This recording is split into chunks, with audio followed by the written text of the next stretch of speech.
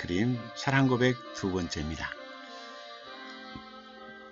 사랑고백을 하고 싶을 때 그 마음속의 색깔의 변화가 어떻게 일어날까, 빛깔로 이렇게 나타내 본 거예요. 여러분들 그림 감상을 하면서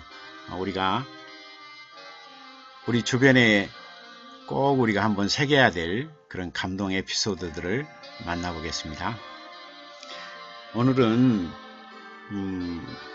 필모어 대통령 기억하세요?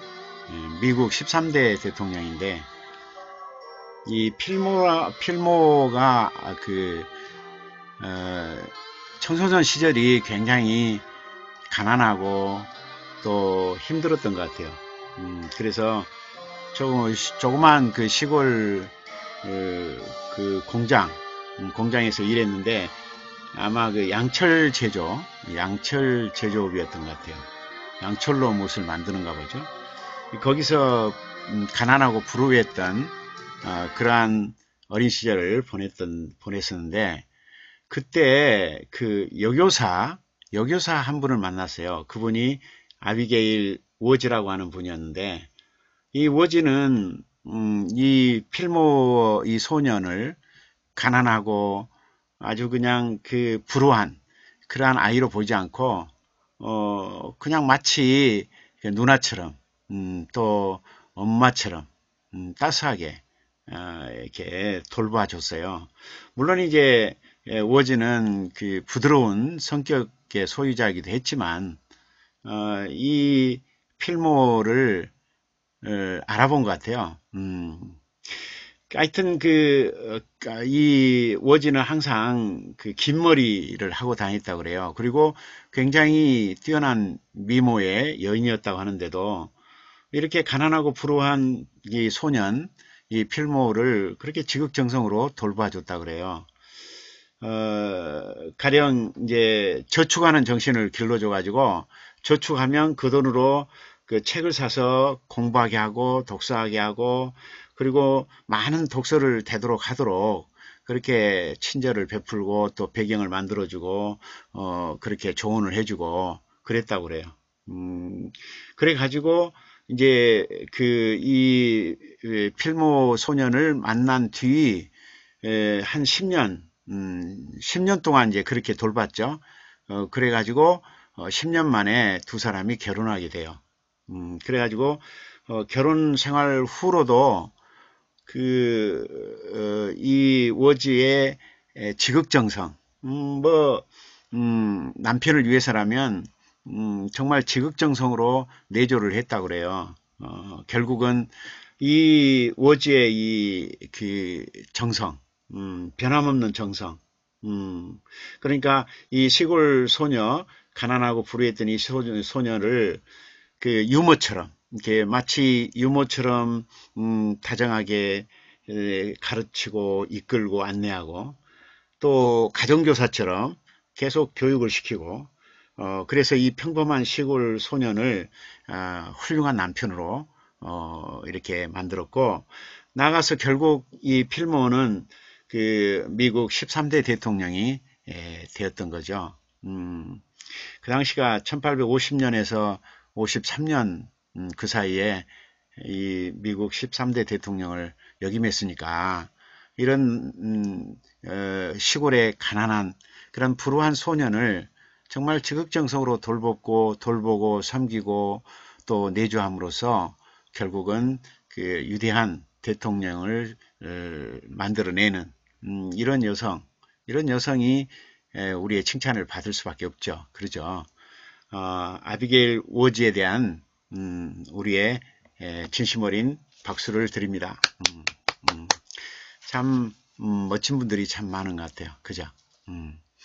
자, 오늘은 또 낭만 대통령 박정희의 글쓰기 마당에서 이렇게 뺄 수 없는, 꼭 거쳐야 될 그런 순간이 왔습니다. 바로 맞춤법 띄어쓰기 시간입니다.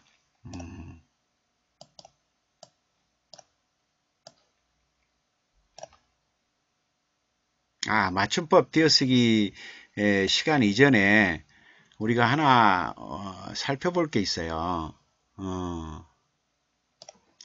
예, 살펴보죠. 한번 이 혹시 그림을 보신 적 있나요? 아, 이 사진을 만난 적 있나요? 음,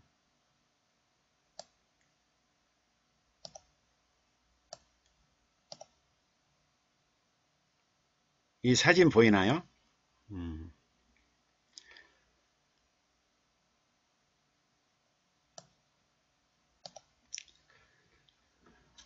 이 사진을 유심히 보시면 두 사진이에요. 위에 사진하고 밑에 사진이 있는데,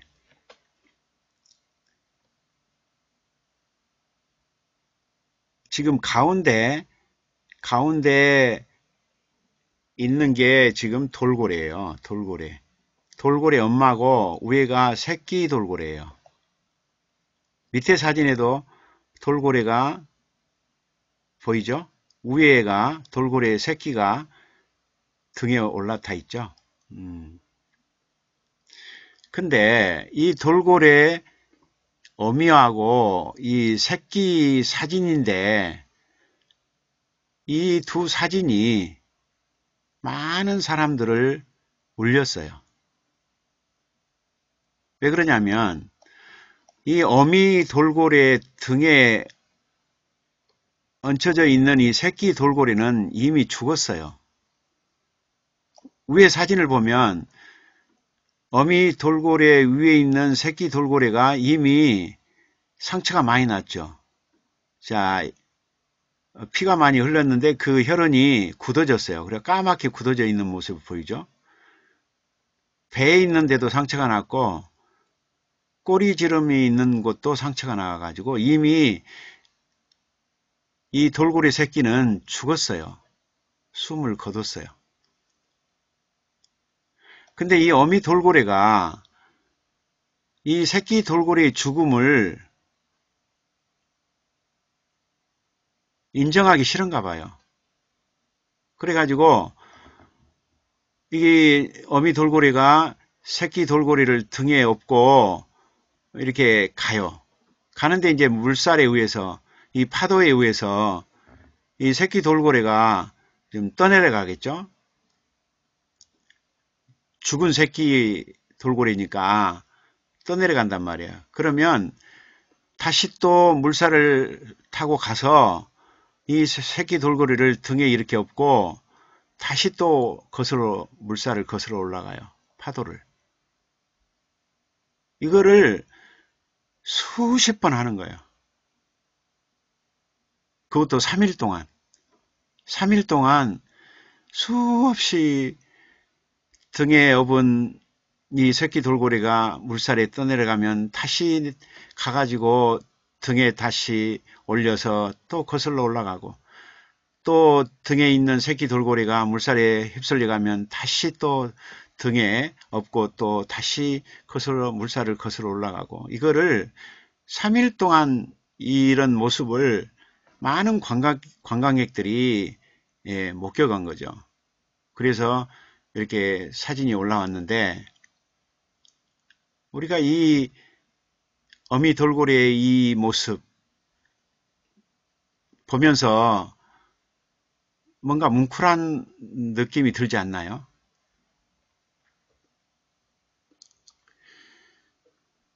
우리 인간들은요, 인간 외에는 다른 동물들을 우습게 여기는 것 같아요. 그죠? 이 돌고래 보세요. 이 죽은 새끼 돌고래를 끝까지 등에 업고 어디론가 가요. 새끼 돌고래의 죽음을 인정하기 싫은가 보죠. 이 애틋한 돌고래의 이 돌고래 어미의 이 마음, 우리가 오늘 이 시간 이 돌고래 어미의 심정으로 세상을 바라봐야 될 것 같아요. 그죠? 그래야 아름다운 감성을 만나는 그러한 훈련을 우리가 계속 할 수 있지 않을까 생각이 됩니다. 자, 이제 맞춤법 띄어쓰기 코너입니다.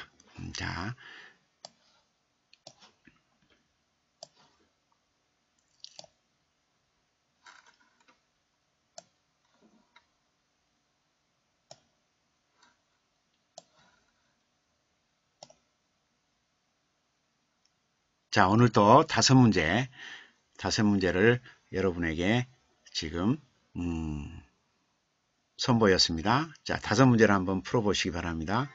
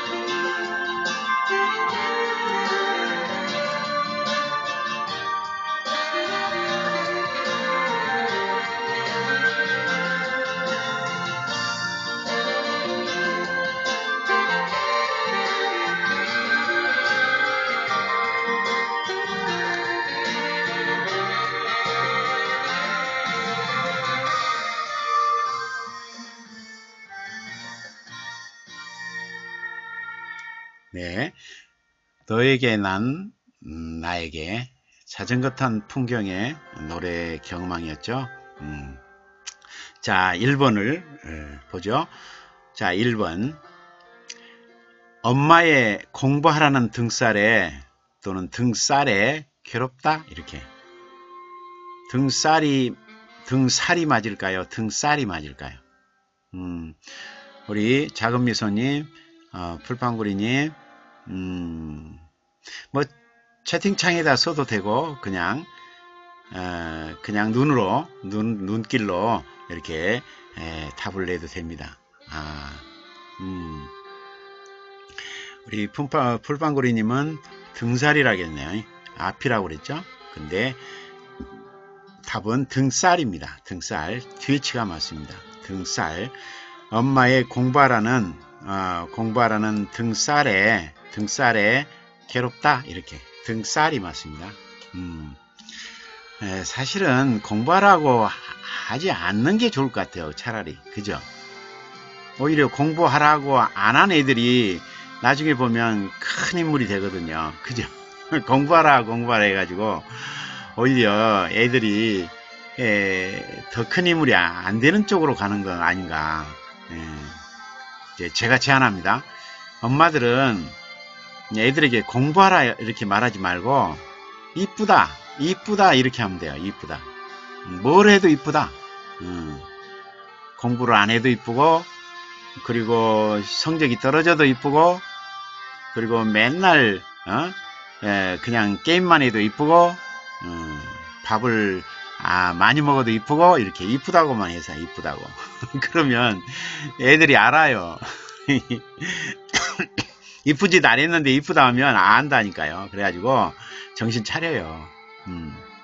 그래서 여러분들은 앞으로 애들에게 공부하라 어머님들 그러지 마시고 그냥 이쁘다. 무조건 이쁘다. 뭘 해도 이쁘다.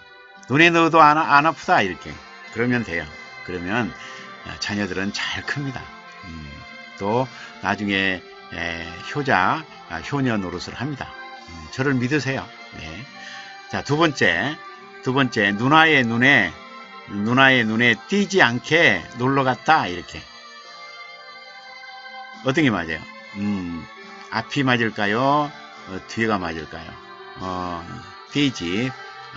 풀방울이는 띄지라고 했는데 맞아요. 띄지. 의의가 맞아요. 눈 있잖아요. 누나의 눈에 이렇게 눈과 눈과 관련되어서 용언이 나올 때는 전부가 의예요. 띠지, 의. 그래서 뒤에가 맞죠? 띠지가 맞습니다. 누나의 눈에 띄지 않게 놀러갔다. 예. 눈과 관련되면 다 의라고 생각하면 돼요. 그래서 이 뒤에가 맞죠. 그런데 역사적 사명을 띠고 태어났다 이럴 때는 의가 아니에요. 그냥 띠고 이만 하죠. 이 발음만 하죠. 띠고 역사적 사명을 띠고 이 땅에 태어났다 이렇게 띠고 앞에가 맞습니다. 그 다음 4번은 용돈이래야 얼마 안 된다 이럴 때 얼마 안 된다 할 때 안이 된다 하니까 안이 띄고 된다가 맞고요. 자, 용돈이라야가 맞을까요? 용돈이래야가 맞을까요? 이것은 용돈이래야가 맞습니다. 용돈이래야 얼마 안 된다 이렇게 용돈이래야 얼마 안 된다. 그러나 5번은 좀 다르죠. 중학생이래야 이 문제를 풀 수 있다 이렇게 한다면 중학생이라야 앞에가 맞죠. 중학생이라야 앞에가 맞죠. 자, 다시 한번 반복할게요. 엄마의 공부하라는 등살에 괴롭다 뒤에가 맞습니다. 누나의 눈에 띄지 않게 놀러갔다 의의가 맞고요. 그래서 뒤에가 맞고 그 다음에 역사적 사명을 띠고 태어났다 띄고 앞에가 맞고요. 그리고 용돈이래야 어디가? 용돈이래야가 맞습니다. 용돈이래야 얼마 안 된다. 이렇게. 중학생이라야 이 문제를 풀 수 있다. 중학생이라야 이 문제를 풀 수 있다. 앞에가 맞죠? 이렇게 매일 365일 1년 내내 밤 10시부터 12시 낭만 대통령 박덕은의 글쓰기 마당에서 항상 이렇게 맞춤법 띄어쓰기를 합니다. 하루 이틀은 별로 태가 나지 않겠죠. 근데 이게 1년 쌓이면 굉장한 실력이 돼요. 그래서 매일 조금씩 이렇게 맞춤법 띄어쓰기를 풀어나가면 나중에 여러분들은 아마 탄탄한 그런 문법 실력을 갖고 그리고 멋진 아름다운 그런 문장을 이렇게 작품 속에 펼치는 그런 작가가 되겠죠. 자, 또 다음 코너는 우리가 표현 기법에 대해서 공부하기로 했죠. 이게 뭐죠?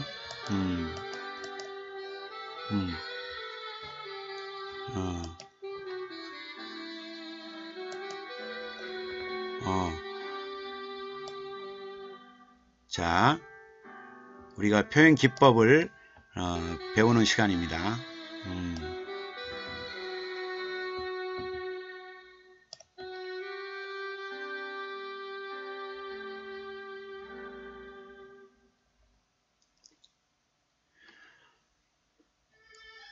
지금 화면에 그 화면들이 어쩔 때는 반항을 해요. 제가 원하는 대로 오지 않고 막 도망가요. 개성이 있는가 봐요. 이 화면들도. 자, 오늘은 오늘도 역시 이미지에 대해서 공부를 하는데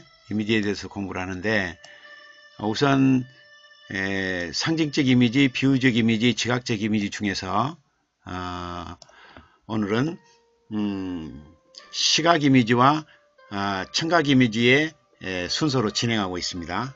자, 이때까지 우리는 시각 이미지에 대해서 공부를 했고 또 이어서 청각 이미지에 대해서 지금 공부를 하고 있는데, 자, 오늘은 서정주의 선운사 동구라는 작품으로 같이 검토해보죠.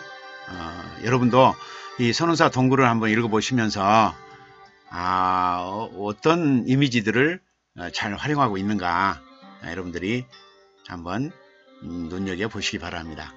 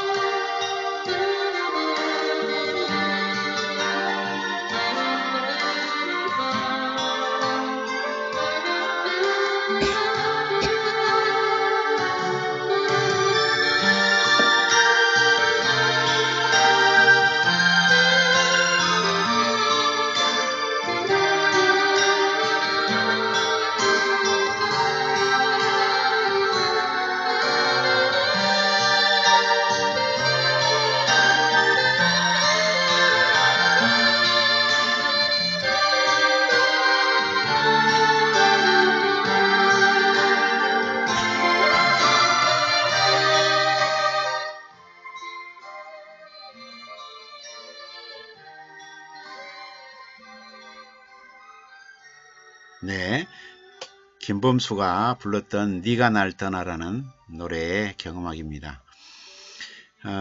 이렇게 노래 가사가 이렇게 나가면 공부하는데 이렇게 시 읽어가는데 이렇게 집중이 안 된다고 그래서 지금 경음악을 틀고 있습니다. 노래까지 나오면 더 멋진데 여러분을 위해서 지금 경음악만 들려드리고 있습니다. 자, 우리 풀빵구리님, 작은미소님, 한번 이 선우사 동구 이렇게 감상하고 있습니까? 자, 제가 한번 읽어보겠습니다. 선운사 고랑으로 선운사 동구 서정주 선운사 고랑으로 선운사 동백꽃을 보러 갔더니 동백꽃은 아직 일러 피지 않았고 막걸리집 여자의 육자배기 가락에 작년것만 시방도 남았습니다. 그것도 목이 쉬어 남았습니다. 예. 여러분이 언젠가 한번 본 적이 있죠? 선운사 동구라는 서정주의 작품입니다. 선운사는 제가 자주 놀러 가는 곳이기 때문에 이 시가 아주 친근하게 와 닿습니다. 여러분도 선운사 가보면 그 경치 아름다움에 놀라죠. 우리나라는 참 아름다운 나라임에 틀림없어요. 가는 곳마다 참 아름다운 그런 풍경이 펼쳐지죠. 그런 풍경을 보면서 시도 쓰고 또 그림도 그리고 또 일기도 쓰고 또 수필도 쓴다면 얼마나 좋겠어요. 그죠? 서정주의 시들은 다 좋아요. 다 좋은데 항상 서정주 시를 대하면 마음이 아픈 게 있어요. 그죠? 이분이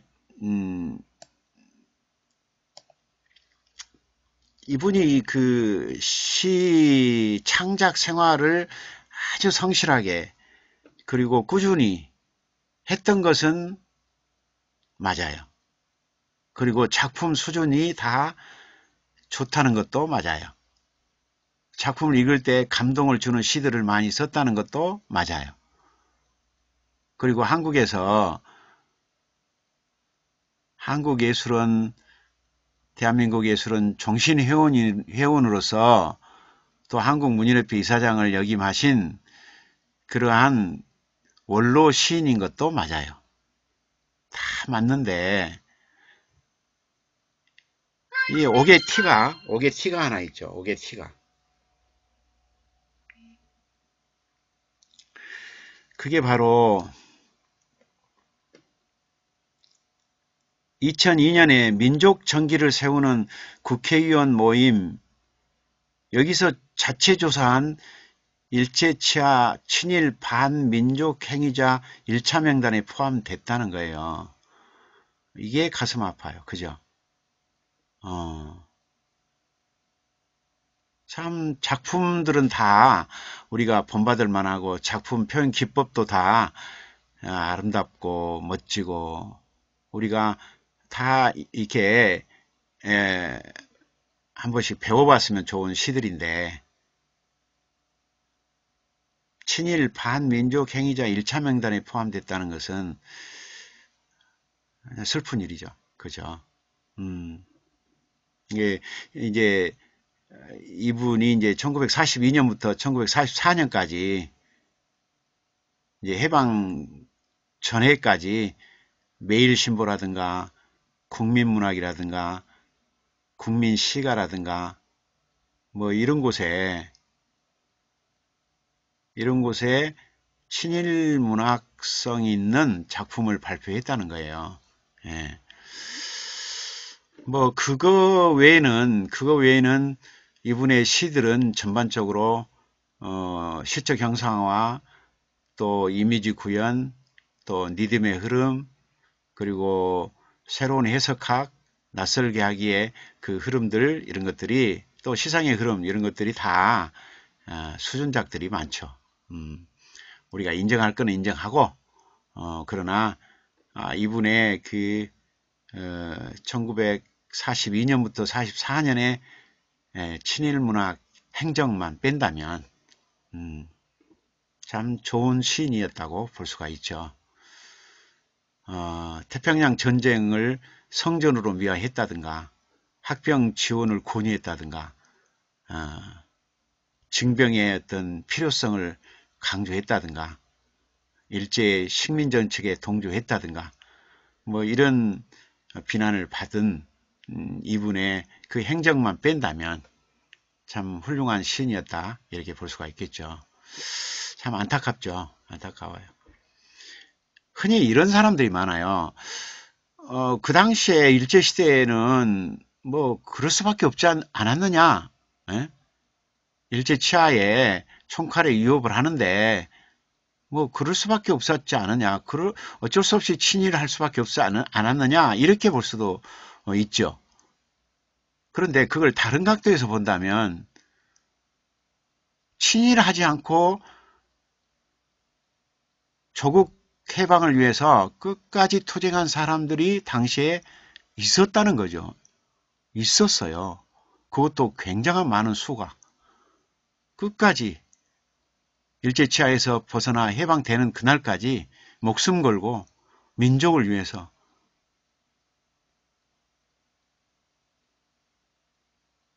최선을 다한 그런 사람들이 있었다는 거죠. 그래서 친일 행적에 대해서 항상 의의를 제기하는 거예요. 자, 이런 어떤 흠집만 빼놓고는 서정주 시인은 참 좋은 시인이에요. 시를 잘 이해하고 시를 정말 잘 아는 시인 중에 한 사람인 것은 분명해요. 예. 우리가 여기서 배우는 것은 이분의 기법을 배우는 거니까 이분의 친일 행적에 대해서는 잠시 접고 이분의 시적 형상화 그리고 시의 편 기법들에 대해서 잠시 배워보도록 하겠습니다. 선운사 동구 서정주 선운사 고랑으로 선운사 동백꽃을 보러 갔더니 동백꽃은 아직 일러 피지 않았고 막걸리집 여자의 육자배기 가락에 작년것만 시방도 남았습니다. 그것도 목이 쉬어 남았습니다. 자, 이미지 중에서 어떤 이미지를 활용했는가 벌써 여러분들은 눈치챘죠? 선운사의 아름다운 풍경, 그 속에 선운사 고랑, 골짜기에는 얼마나 아름다운 전경이 펼쳐지는가는 가보시면 알아요. 거기에 선운사 동백꽃이 얼마나 아름다운가. 그 선운사 동백꽃을 보러 갔어요. 이 동백꽃은 선운사 동백꽃도 아름답지만 진짜 우리 아름다운 동백꽃은 우리나라 동백꽃 중에 최고의 동백꽃은 역시 복일도예요. 여러분들 복일도의 동백꽃은요. 그 규모가 달라요. 규모가.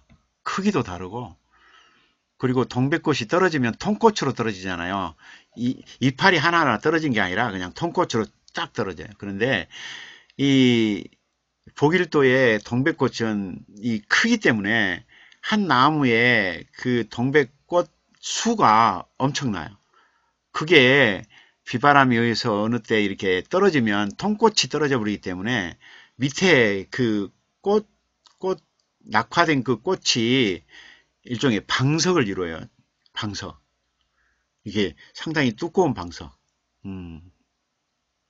얼마나 그 방석이 아름다운지 몰라요. 꽃방석이죠. 꽃방석.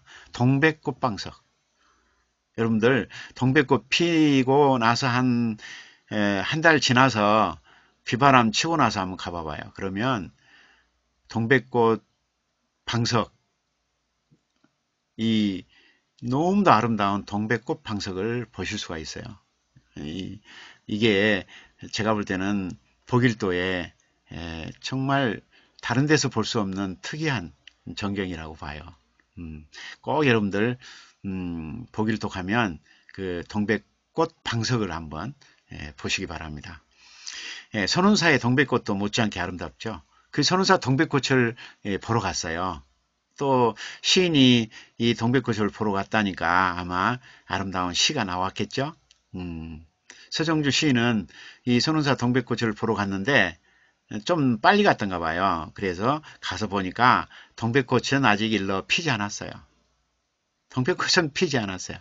동백꽃이 피지 않았기 때문에 좀 섭섭했고, 지금 돌아가려고 하는데, 자, 무엇이 지금 들립니까?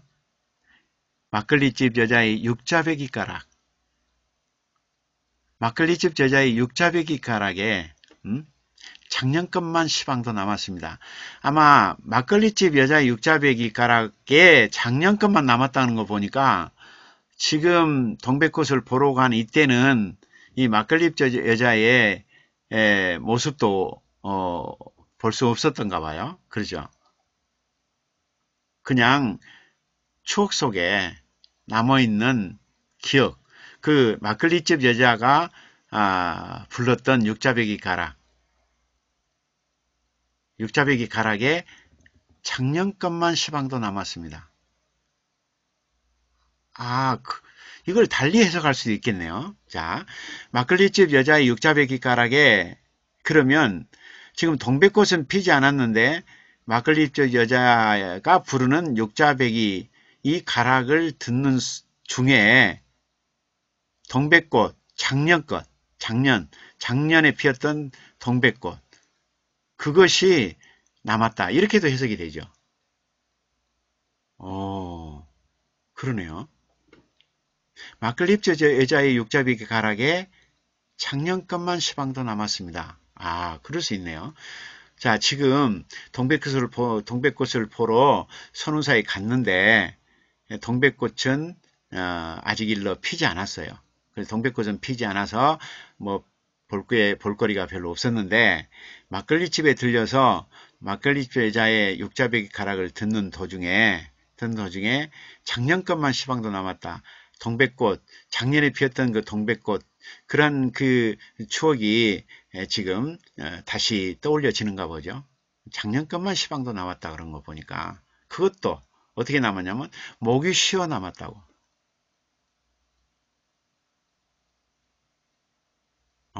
그러네요. 음, 음. 이 전체의 지금 이미지는 선운사 동백꽃을 보러 갔어요. 그러면 시각 이미지죠. 동백꽃은 아직 일러 피지 않았죠. 시각 이미지죠. 선운사 도랑도 시각 이미지죠. 그런데 시각 이미지 세 개가 겹쳐 있는 가운데 무엇이 등장합니까? 막걸리집 여자의 육자배기 가락이 등장하죠. 요거는 청각 이미지죠. 작년 것만 시방도 남았는데 목이 쉬어 남았다는 걸 보니까 그것도 목이 쉬어 남았다는 걸 보니까 자, 청각 이미지로 마무리를 했어요. 자, 보세요. 선운사의 모습을 보통은 다 시각 이미지로만 그릴 수 있어요. 그죠? 그런데 이 시인은 이 시각 이미지를 배치한 다음에 그 선운사의 전경을 청각 이미지로 마무리해버리죠. 그런데도 선운사의 모습이 선하게, 선명하게 그려지는 것을 볼 수 있어요. 이게 바로 시어를 동원해서 시각 이미지와 청각 이미지를 동원해서 시인이 말하고자 하는 선운사의 아름다운 전경을 그려내는 데 성공하고 있다는 거죠. 야, 이런 기법을 우리가 배워야 돼요. 자, 앞에 1행, 2행, 3행은 시각 이미지로 배치한 다음에 그 다음에 4행, 5행, 6행은 청각 이미지로 배치해서 선운사의 아름다운 전경 그리고 뭔가 추억이 남아있는 그 선운사의 모습을 아주 선명하게 그림처럼 그려내고 있다는 거죠. 바로 이것이 이미지의 바로 효용성이에요. 이미지를 잘 활용하면 얼마든지 시에서 아름다운 그림을 그려낼 수 있다고 하는 거죠. 멋지죠? 우리 만약에 서정조 이 시인이 1942년부터 44년까지 친일 문학에 합류를 안 했다면 이분은 정말 노벨 문학상 후보죠. 정말 작품이 탄탄하고 그리고 시집들이 다 좋아요. 그죠? 이 뭐, 첫 시집이 화사집이었죠. 그러니까 해방 전에 냈어요. 1941년에 화사집 첫 시집을 펴낸 이후로 줄기차게 시집을 펴냈어요. 1948년에는 귀촉도라는 유명한 시를 써냈죠.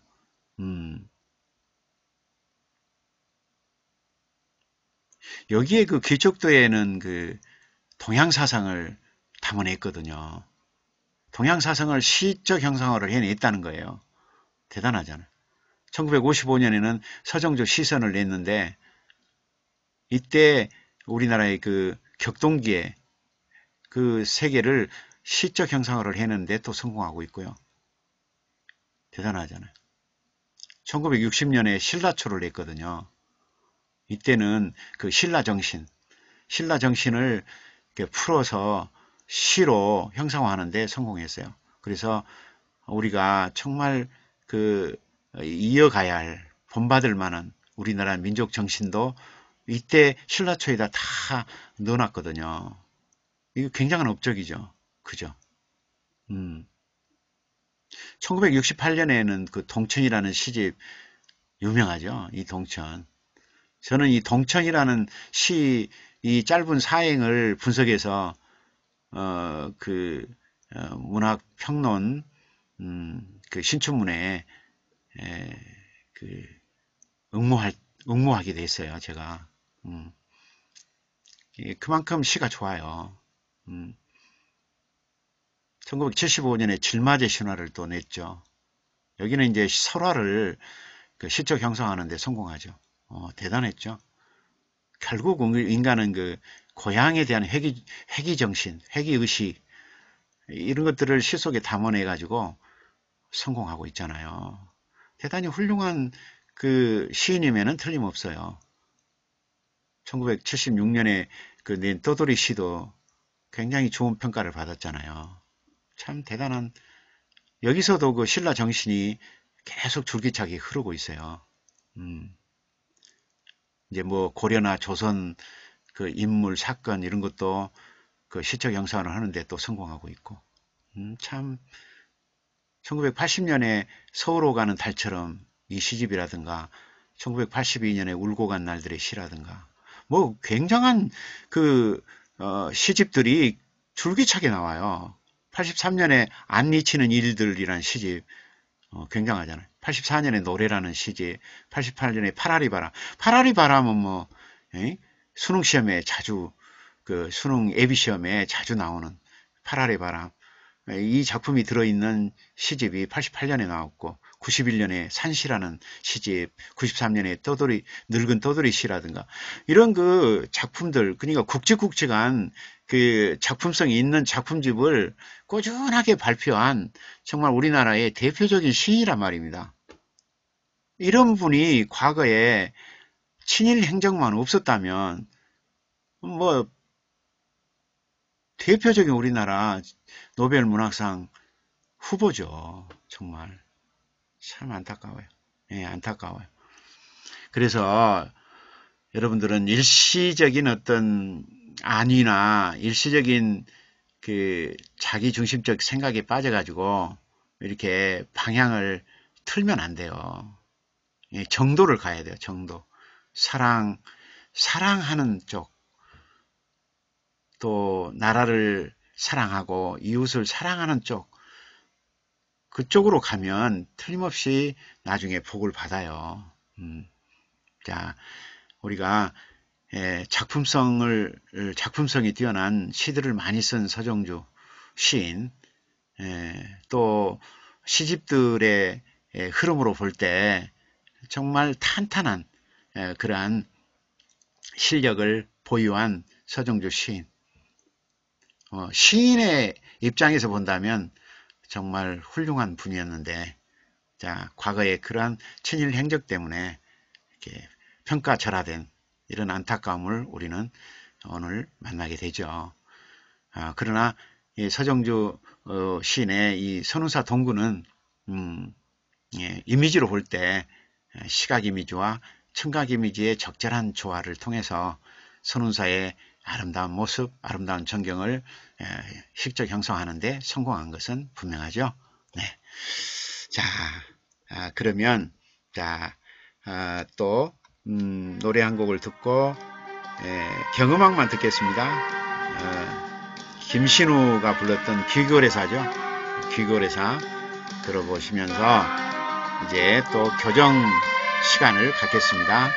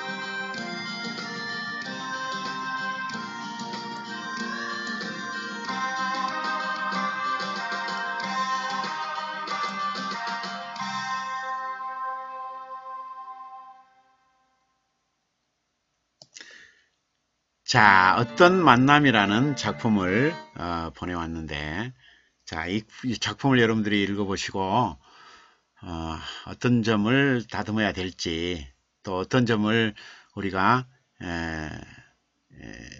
교정해야 될지 한번 생각해 보시기 바랍니다. 자, 유기님 어서 오세요.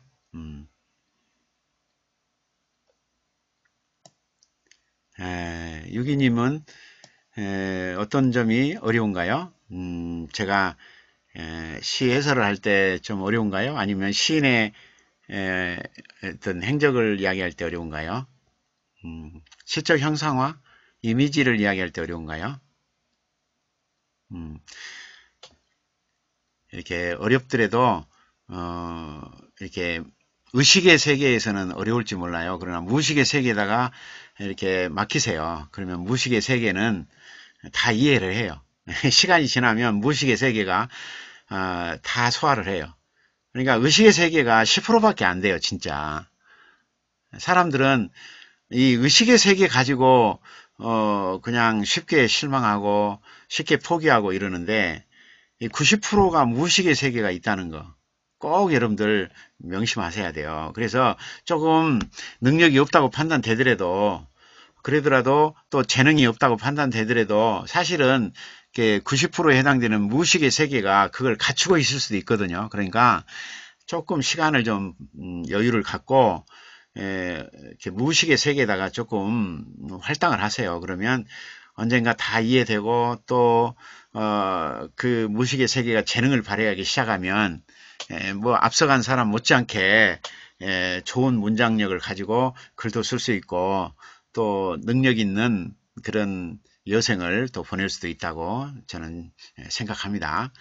자, 어떤 만남에 대한 이 시를 교정도 해보고 조언도 해보고 토론도 해보고 그런 시간입니다. 제가 먼저 읽어볼까요? 어떤 만남, 마주치는 눈이 소름 돋는 피부를 만지자 억지스러운 웃음은 시간을 가늠한다. 공간의 뜨거움은 유리창 너머 투명함으로 굳어지고 문은 한없이 작아져 버리며 오후에 나른함만이 탁자를 밀친다. 네, 뭐 얼핏 읽기에는 뭔가 이 시적 화자가 마음이 좀 불편한 것 같아요. 그죠? 어, 편안하고 행복한 것 같지는 않은데요. 그죠? 자, 마주치는 눈, 마주치는 눈, 마주치는 눈이 소름 돋는 피부를 만지자. 소름 돋는 지금 피부가 소름 돋고 있죠, 지금. 근데 소름 돋은 피부. 그러면 소름 돋은 피부는 지금 마주치면서 소름이 돋아 있는 상태를 말하죠. 그러니까 마주치는 눈이 소름 돋는 피부를 만지자. 이거 하고 마주치는 눈이 소름 돋은 피부를 만지자. 이거하고 약간 차이가 있죠. 그죠? 소름 돋는 지금도 진행형이에요. 그죠? 여기는 소름 돋은 피부가 맞겠죠? 이게 마주치는 눈, 마주치는 눈, 마주치는 눈보다는 마주치는 눈빛이 더 낫지 않나요? 마주치는 눈빛이 일행, 소름 돋은 요게 이행, 그 다음에 피부를 만지자 삼행, 그래가지고 한 연으로 처리를 하고, 그 다음에 이제 억지스러운 웃음은 시간을 가늠한다 그랬는데, 웃음이 시간을 가늠한다는 자연스럽지 못하죠. 그죠? 웃음이 시간을 가늠한다. 공간의 뜨거움은 유리창 너머 투명함으로 굳어진다. 유리창 너머 투명함으로 굳어진다. 공간의 뜨거움이 굳어지는 게 아니라 억지스러운 웃음이 굳어지는 거 아닐까요? 그죠? 억지스러운 웃음은 유리창 너머 투명함으로 굳어지고, 그렇잖아. 억지스럽게 웃는 그 상태는 오래가지 못하죠. 그러니까 유리창 너머 투명함으로 굳어져 버려요. 그리고 공간의 뜨거움은 어때요? 한없이, 여기는 문이 작아진다 그랬는데 공간의 뜨거움이 한없이 작아져 버린다. 이렇게 공간의 뜨거움이 한없이 작아져 버린다. 이게 더 낫지 않나요? 오후의 나른함만이 탁자를 밀친다. 오후의 나른함만이 탁자를 미친다. 어떤 만남에서 이 사람이 지금 탐탁하게 여겨지지 않는 모양이죠. 빨리 만남을 끝내고 싶은 것 같아요. 지금 시적화자가. 그러죠.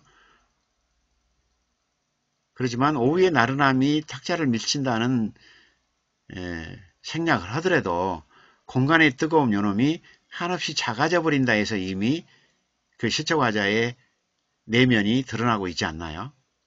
그래서 제 생각에는 마주치는 눈빛에 소름 돋은 피부를 만져요. 그러자 억지스러운 웃음이 어때요? 유리창 너머 투명함으로 굳어져 버려요. 그리고 공간의 뜨거움은 한없이 작아져 버려요. 그러면 어떤 만남에서 지금 시적 화자가 내면이 지금 불편하고 이 만남을 빨리 끝내고 지금 일어서고 싶은 그런 내면이 그림처럼 그려져 있잖아요. 그죠? 그렇게 고쳐볼 수 있다는 거지 꼭 그게 답안은 아니에요. 제가 볼 때는 좀 어색한 부분들 이런 것들은 좀 생략하고 억지스러운 웃음이 시간을 가늠한다 보다는 억지스러운 웃음이 유리창 너머 투명함으로 굳어진다 쪽이 더 낫지 않느냐. 문이 한없이 작아져 버린다. 갑자기 문이 한없이 작아져 버린다. 좀 억지스럽죠. 그래서 공간에 뜨거움이 있었잖아요. 설레고 만날 때 어떤 사람일까 궁금하고 공간에 뜨거움이 있는데 이 뜨거움이 그냥 한없이 작아져 버린다로 표현함으로써 이 시적 화자의 내면의 그 갈등을 그림처럼 그려낼 수 있었지 않았냐 이렇게 생각한다는 거죠. 자, 그래서 그거를 정리해서 제가 한번 이렇게 정리를 해보면 이러겠죠.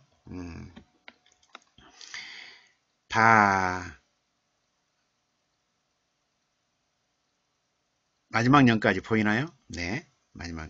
자, 어떤 만남을 교정본과 어떤 만남의 원본 나란히 놔뒀습니다. 자, 원본을 먼저, 원본을 봤으니까, 이거를 교정본으로 이렇게 따듬을 수 있지 않겠는가, 이렇게 생각합니다. 자, 그래서 3년으로 만들어 봤어요. 자, 1년은 마주치는 눈빛. 요게 소름 돋은 피부를 만져요.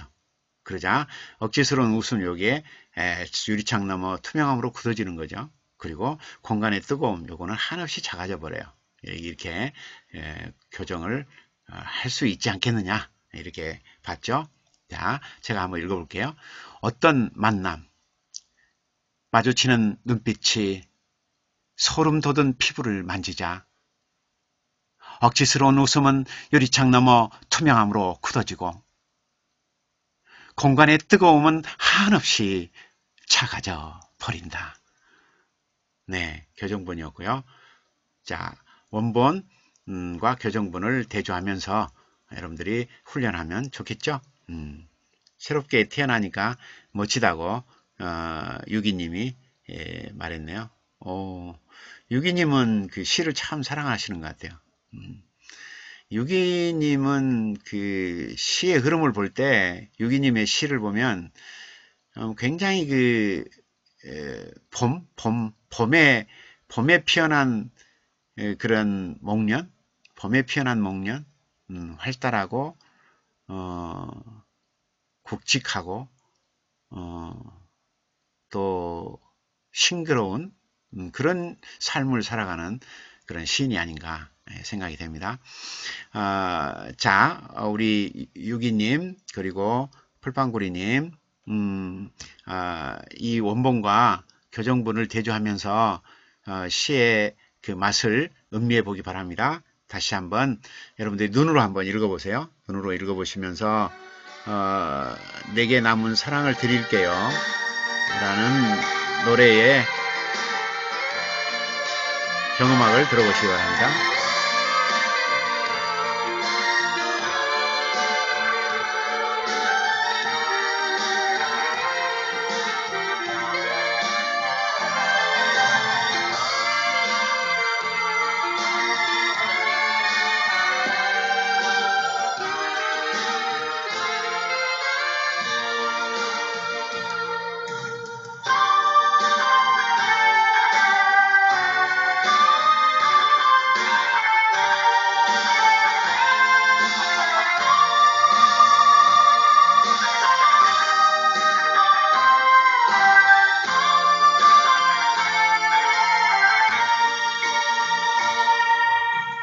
네,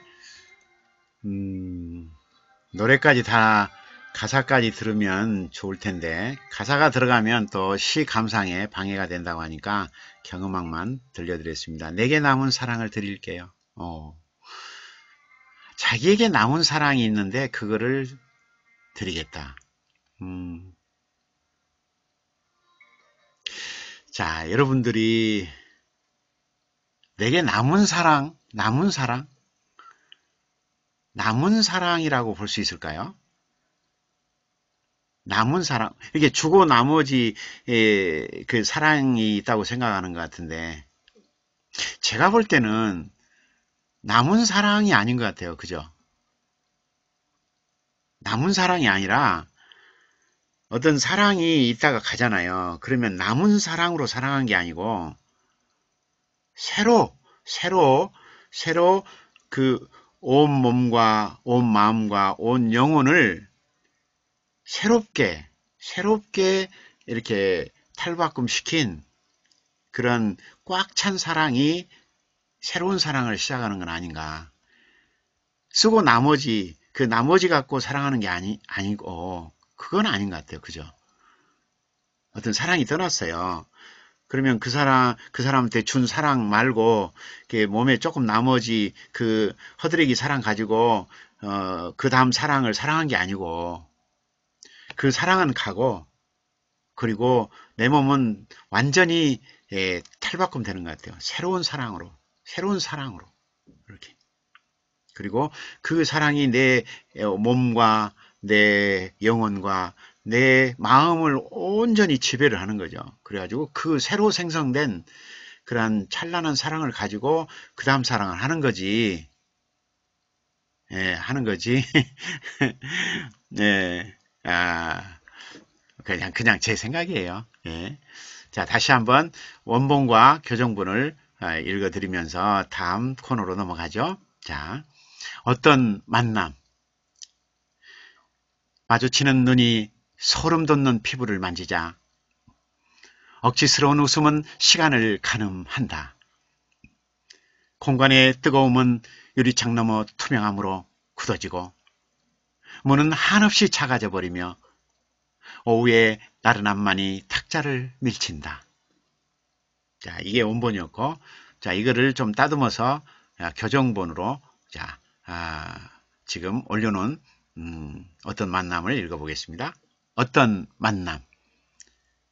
마주치는 눈빛이 소름 돋은 피부를 만지자 억지스러운 웃음은 유리창 너머 투명함으로 굳어지고 공간의 뜨거움은 한없이 작아져 버린다. 네, 풀빵구리님 오늘은 너무 조용한가요?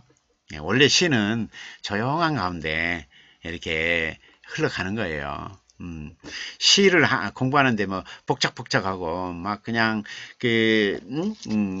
막 춤추고 나이트클럽처럼 그냥 먼지 가득한 속에서 그냥 불빛이 그냥 슝 찬란하게 막 돌아가고 막 을사을사하고 뭐 그럴 수는 없잖아요. 예, 그런 곳은 춤이 어울리고 이게 조용하고 사색 공간의 아름다움 속에서는 시가 어울리고 그렇잖아요. 예. 춤으로 아주 그냥 그 열정적인 면이 있는가 하면은 이렇게 시를 통해서 아주 고요한 그 내면을 다스리는 그리고 다독이는 그러한 순간도 또 있어야 돼요. 인간은. 그래야 멋있는 인생이에요. 맨날 춤만 춰봐요. 그것도 지겨워요. 열정적인 춤과 그리고 고요로운 그런 사색 그 속에 그 흐르는 시 이게 서로 어우러져야 되지 않겠어요? 네. 어쩔 때는 시끄러울 때도 있지만 어떨 때는 이렇게 조용할 때도 있어야 되지 않겠어요? 그죠? 자, 또 우리가 또 다른 시 한 편을 볼까요? 다른 시 한 편을 보겠습니다. 자, 이번에는 인생 이모작이라는 이런 작품을 한번 검토해 보기로 하죠. 인생 이모작. 자, 원본을 지금 올려놨습니다. 여러분들이 한번 원본을 이렇게 눈여겨 읽어보시기 바랍니다. 자, 그러면 저는 원래 그 임재범이 불렀던 너를 위해라고 하는 그런 그 노래 멋지죠. 임재범의 목소리가 참 특이하죠. 실력파 가수가 임재범 아니에요? 그의 너를 위해인데 그냥 경음악만 들어보겠습니다. 자, 이 경음악을 들으시면서 인생 이모작 원본을 이렇게 한 해 섬세하게 읽어보시기 바랍니다.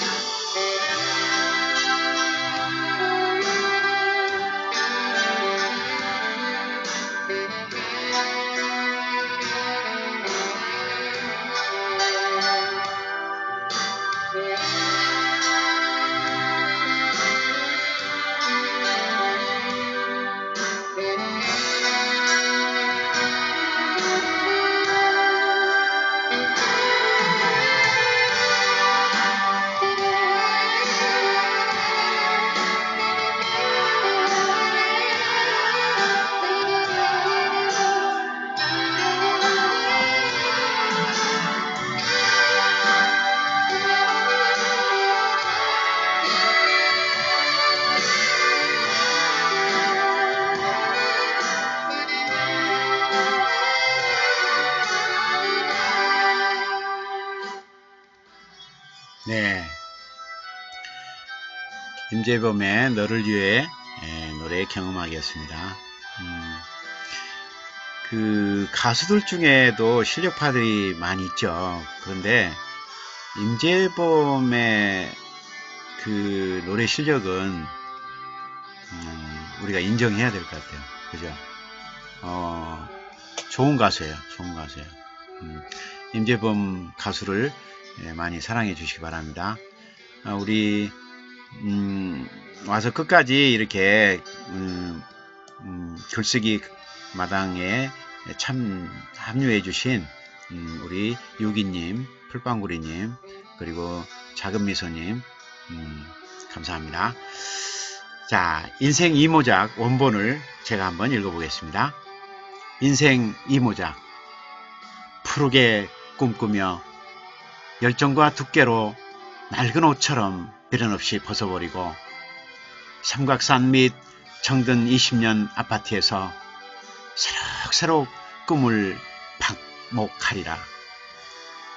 뒷산에 푸른 숲 넉넉히 불어오는 시원한 바람, 천둥치듯 숲국새에 지친 잠 깨우고 유리창 앞 하얀 하늘, 철 따라 만발하는 꽃을 바라보며 커피 한 잔 무럭무럭 따뜻한 정 마시며 기억이 흐려지는 칠순 중반 지금 마음을 비우는 법을 배우면서 이모작이네요. 이모작을 설계하고 이렇게 이모작을 설계하고 내가 받고자 하는 사랑 골고루 나누어주며 소박한 꿈과 믿음으로 생애 끝날까지 시로 싹을 틔우며 이렇게 우선 띄어쓰기 맞춤법 틀린 것부터 고쳐볼까요? 자, 푸르게 꿈꾸며 열정과 두께로 낡은 옷처럼 미련 없이 벗어버리고 삼각산 및 정든 20년 20년은 20은 수관행사고 년이 명사니까 띄어야 되겠죠? 20년 아파트에서 새록새록 꿈을 방목하리라. 방목이겠죠? 방목하리라. 뒷산에 푸른 숲 넉넉히 불어오는 시원한 바람, 천둥치듯 숲국새에 지친 잠 깨우고 유리창 한 단어죠? 붙여주고 유리창 앞 하얀 하늘, 철 따라 만발하는 꽃을 바라보며 커피 한 잔, 커피 명사, 한 수관행사, 잔 명사니까 띄워줘야 되겠죠? 무럭무럭 따뜻한 정 마시며 기억이 흐려지는 칠순이 중반 지금 칠순이 중반 그랬네. 칠순 중반 그랬죠? 칠순이가 아니고 칠순 중반 지금 마음을 비우는 법을 이렇게 을이 있으니까 마음 비우는 법이겠죠? 마음 비우는 법. 마음 비우는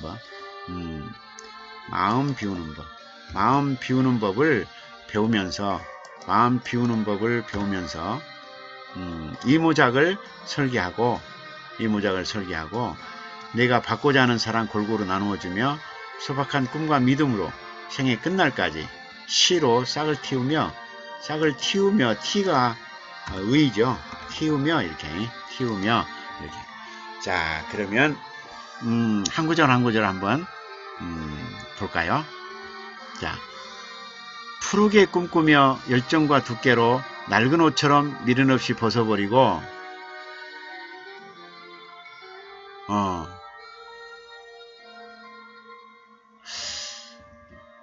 푸르게 꿈꾸며 열정과 두께로 낡은 옷처럼 미련 없이 벗어버린다. 아마 낡은 옷처럼 그 꿈과 열정, 두께 이런 것들을 벗어버린다는 말 같은데요. 그리고 삼각산 및 정든 20년이 있는데 아파트에 살고 있고요. 새록새록 꿈을 방목하리라.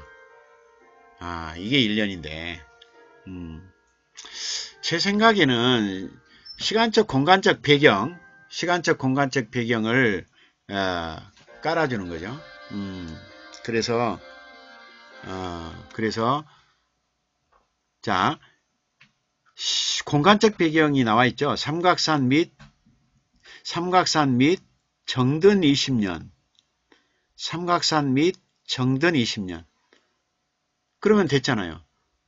삼각산 밑에 공간적 배경이 있고, 그 다음에 정든 20년 공간적 배경이 있죠. 꼭 아파트가 아니더라도 삼각산 밑에서 살았죠, 지금. 20년을. 그런 20년 동안에 무슨 열정과 꿈 또는 그런 두께 이런 것이 있었던 것 같은데 이런 것들을 밀어넣이 벗어버리고 있으니까 요거를 함축해서 삼각산 및 정든 20년 요놈을 밀어넣이 벗어버려요. 그래도 다 들어가죠. 삼각산 및 정든 20년 요거를 미련 없이 벗어버려요.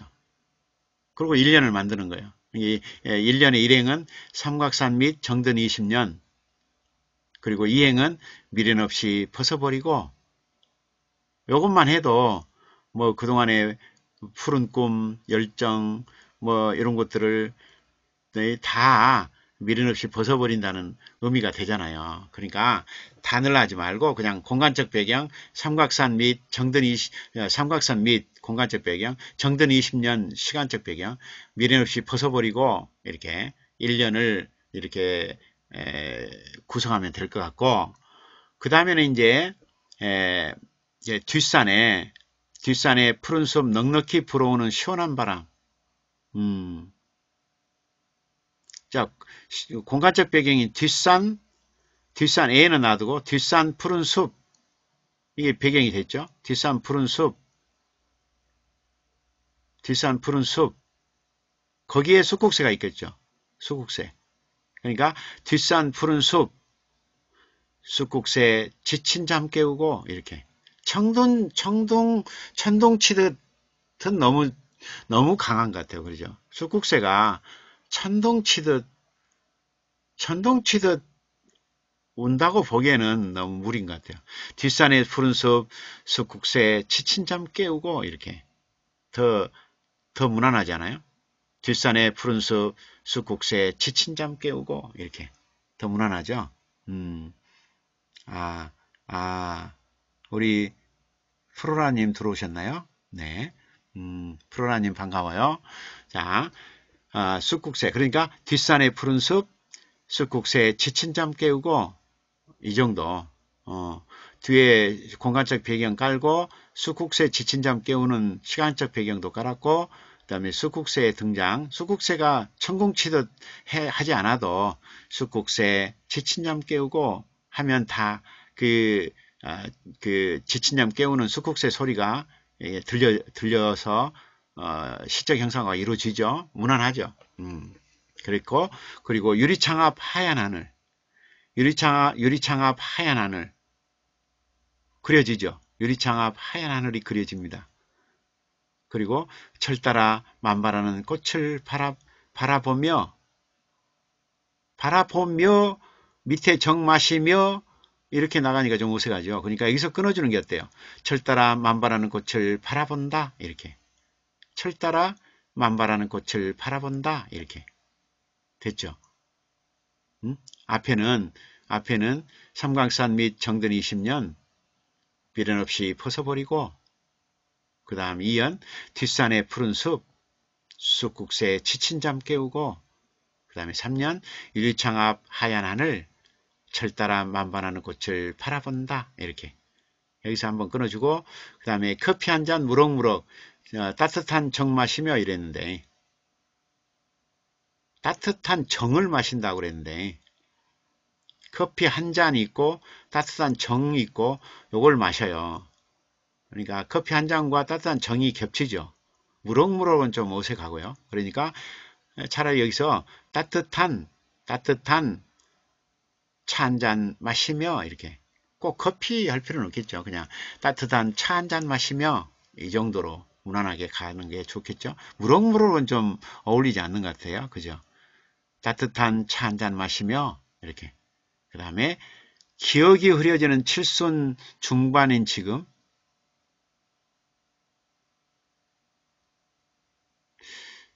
지금 삼각산에서 20년을 보냈고, 그다음에 또 흐름에 보면 지금 나이가 먹었다고 하는 것이 느껴지는데 구태여 칠순 중반까지 넣을 필요 있을까요? 그냥 따뜻한 차 한잔 마시며 뭐하냐면은 마음 비우는 법을 배우면서 이모작을 설계한다. 너무 풀어졌어요. 그냥 마음 비우는 이모작을 설계해요. 마음 비우는 이모작. 이모작인데 어떤 이모작이냐면 마음 비우는 이모작이라 하면 될 거 아니에요. 마음을 비우는 법을 배우면서 이모작을 설계하고 너무 풀어졌어요. 그러지 말고 마음 비우는 이모작을 설계하고 이렇게 마음을 비우는 법을 이모작을 이렇게 을이 3개 나오잖아요. 그럴 때는 생략하세요. 생략해서 되면 생략하세요. 마음 비우는 이모작을 설계하고 을을 하나만 쓰면 되죠. 마음 비우는 이모작을 설계하고 이렇게 그 다음에 내가 받고자 하는 사랑 골고루 나누어주며 내가 받고자 하는 사랑까지 넣어버리면 이제 하고자 하는 말을 다 해버리잖아요. 주제가 노출되니까 내가 받고자 하는 놔두고 그냥 골고루 사랑 나누어주며 이렇게 이 정도 골고루 사랑 나누어주며 이렇게 그 다음에 소박한 꿈과 믿음으로 생애 끝날까지를 넣지 말고 그냥 소박한 꿈과 믿음으로 싹을 틔운다. 무슨 싹을? 시로 싹을 틔운다. 그러면 믿음으로 로가 있고 다시 시로 로 이렇게 하면 어색하니까 소박한 꿈과 믿음으로 무슨 싹? 시의 싹을 틔우며 그래 부르면 되죠. 이거를 로를 으로 하나 바꿔서 시의 싹을 틔우는 거예요. 멋지죠? 그렇게 해서 고쳐볼 수 있다는 거죠. 교정을 해볼 수 있다.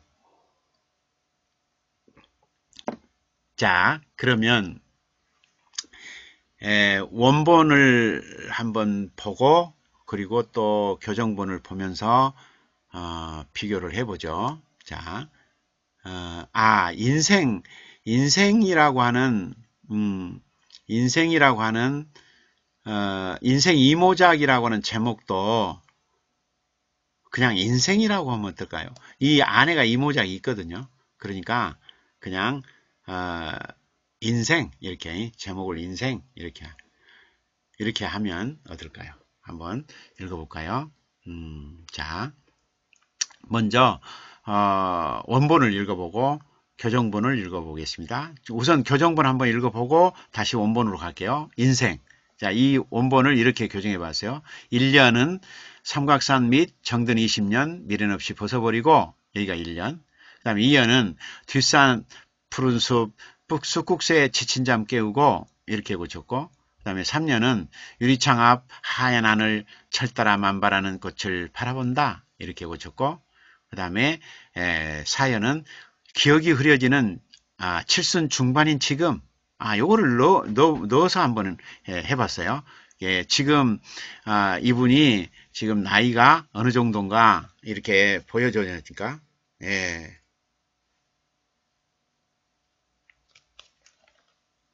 자, 그래서 자, 자 우선 교정본을 좀 잘라져서 잘라지죠. 예, 일단은 가운데로 배치를 해서 읽어보세요. 자, 보이나요? 예. 자, 그래서 1년은 삼각산 및 정든 20년 미련 없이 벗어버리고, 그 다음에 2년은 뒷산 푸른 숲, 쑥국새에 지친 잠 깨우고, 그 다음에는 유리창 앞 하얀 하늘, 철따라 만발하는 꽃을 바라본다. 이렇게. 그 다음에 칠순을 넣는다면은 기억이 흐려지는 칠순 중반인 지금, 이렇게. 그 다음에는 따뜻한 차 한잔 마시며 마음을 비우는 이모작을 설계하고 이렇게 그 다음에 골고루 사랑 나누어주며 그 다음에 소박한 꿈과 믿음으로 시의 싹을 틔운다 이렇게. 자, 다시 비교를 해봐요. 자, 푸르게 꿈꾸며 열정과 두께로 낡은 옷처럼 미련 없이 벗어버리고 삼각산 및 정든 20년 아파트에서 새록새록 꿈을 방목하리라. 요 부분을 자, 삼각산 및 정든 20년 미련 없이 벗어버리고 이렇게. 그 다음에 뒷산의 푸른 숲 넉넉히 불어오는 시원한 바람 천둥치듯 숲국새 지친 잠 깨우고 요거를 뒷산 푸른 숲 숲국새 지친 잠 깨우고 이렇게. 그 다음에 유리창 앞 하얀 하늘 철 따라 만발하는 꽃을 바라보며 요거를 유리창 앞 하얀 하늘 철 따라 만발하는 꽃을 바라본다 이렇게. 그 다음에 칠순인 지금을 먼저 합시다. 자, 기억이 흐려지는 칠순 중반 지금 이렇게. 요거를 기억이 흐려지는 칠순 중반인 지금 이렇게. 칠순 중반인 지금 이렇게. 그 다음에 이제 앞에 커피 한 잔 무럭무럭 따뜻한 정 마시며 요거를 마시며 그 다음에 밑에 마음을 비우는 법을 배우면서 이모작을 설계하고 요거를 따뜻한 차 한 잔 마시며 마음 비우는 이모작을 설계하고 이렇게 고치고 그 다음에 내가 받고자 하는 사랑 골고루 나누어주며 그 다음에 소박한 꿈과 믿음으로 생애 끝날까지 시로 싹을 틔우며 요거를 골고루 사랑 나누어주며 소박한 꿈과 믿음으로 시의 싹을 틔운다 이렇게 고쳤습니다. 자, 그러면 원본을 먼저 읽고 교정본을 그 다음에 읽어보도록 하겠습니다. 자, 원본입니다. 인생 이모작 푸르게 꿈꾸며 열정과 두께로 낡은 옷처럼 미련 없이 벗어버리고 삼각산 및 정든 20년 아파트에서 새록새록 꿈을 방목하리라. 뒷산의 푸른 숲 넉넉히 불어오는 시원한 바람 천둥치듯 숲국새에 지친 잠 깨우고 유리창 앞 하얀 하늘 철 따라 만발하는 꽃을 바라보며 커피 한 잔 무럭무럭 따뜻한 정 마시며 기억이 흐려지는 칠순이 중반 지금 마음을 피우는 법을 배우면서 이모작을 설계하고 내가 받고자 하는 사랑 골고루 나누어주며 소박한 꿈과 믿음으로 생애 끝날까지 시로 싹을 틔우며. 이게 원본입니다. 원본 인생 이모작이었고요. 자, 이번에는 이 원본을 좀 다듬었습니다. 시상의 흐름, 그리고 어색한 부분, 그리고 중복된 거, 그 다음에 이미지가 좀 약한 거, 조금 어울리지 않는 거, 좀 생뚱맞은 거, 뭐 이런 거, 또 반복된 거, 이런 것들을 좀 제거하고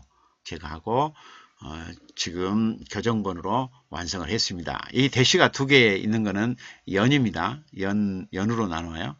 연과 연 구분을 대시 두 개로 했어요. 이거를 이렇게 연을 구분해서 한 줄 띄어서 이렇게 하니까 요 지금 화면에서 벗어나 버려요. 그래서 지금 대시로 해가지고 다 붙였어요. 자, 이번에는 교정본을 읽도록 하겠습니다. 이렇게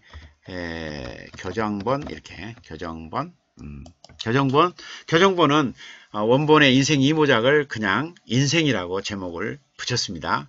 인생의 흐름을 시적 형상을 한 거니까 꼭 이모작에 대한 인생이죠. 그러니까 그것도 인생이니까 인생 속으로 포함시켰습니다. 자, 읽어보겠습니다. 교정본입니다. 인생 삼각산 및 정든 20년 미련 없이 벗어버리고 뒷산 푸른 숲 숲국새에 지친 잠 깨우고 유리창 앞 하얀 하늘 철 따라 만발하는 꽃을 바라본다.